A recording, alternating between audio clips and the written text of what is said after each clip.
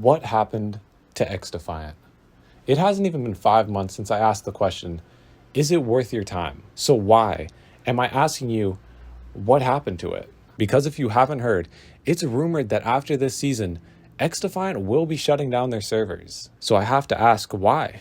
How does a game go from being referred to as a COD killer, and a game that hit 1 million players within 2 hours of being launched, have such a steep fall off in their players in such a short period of time? This is What Happened To, a series where I like to look back and check in on games that had a hot start, but through time have seemed to fall off to obscurity. And with Xdefiant servers supposedly being shut down, I have to ask, what happened to Xdefiant? First off, if you have never heard of Xdefiant, let me quickly fill you in. Xdefiant is an FPS created by Ubisoft to compete directly with Call of Duty, which is honestly hard for any game to do. But Xdefiant had two major things going for it. It is free to play, and most importantly, it has no skill-based matchmaking. And those two facts seem to be enough to allow them to have an insane launch, hitting over 1 million players within 2 hours, but not enough to carry the game not even 5 months later, where the rumor is that the game will be shutting down. And that is the basic story of Xdefiant. But what caused this game to have such a steep fall off in players? Does it have to do with the gameplay? Does it have to do with the content that was released after launch? Or does it have to do with the fact that they tried to compete directly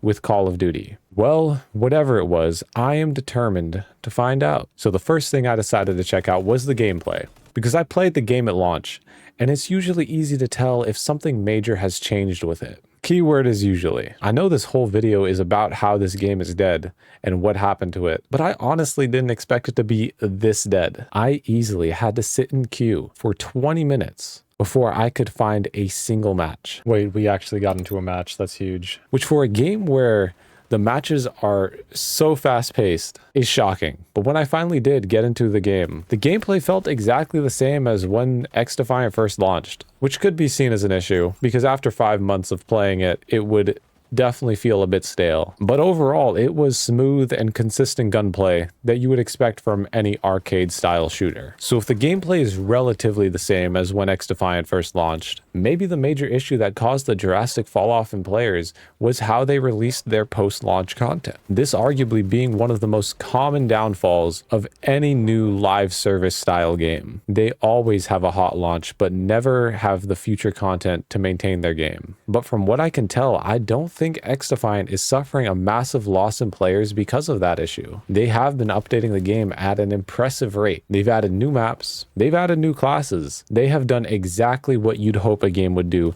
after launch, but sadly leading to little success in maintaining their player base. So why has Xdefiant lost all of their players if the gameplay is still the same and the new content is there? Well, it simply seems to be because they tried to compete directly with Call of Duty. It's the hard but simple truth. Even when Xdefiant launched, it was referred to as a COD clone or a COD killer, depending on whoever you asked, which is an issue for many reasons. The first being that the only reason that Call of Duty survives is because they release a new game every year, keeping the same general gameplay, but at the same time, keeping it fresh. Imagine if you had to play a single COD for over a year. It would get stale fast. And that's exactly what happened to Xdefiant, except they aren't releasing a new game every year. The second reason being that if they already see Xdefiant as a COD clone, why would they choose to play it over the new COD? It's the same reason why people prefer to buy Dr. Pepper over the generic brand version of it.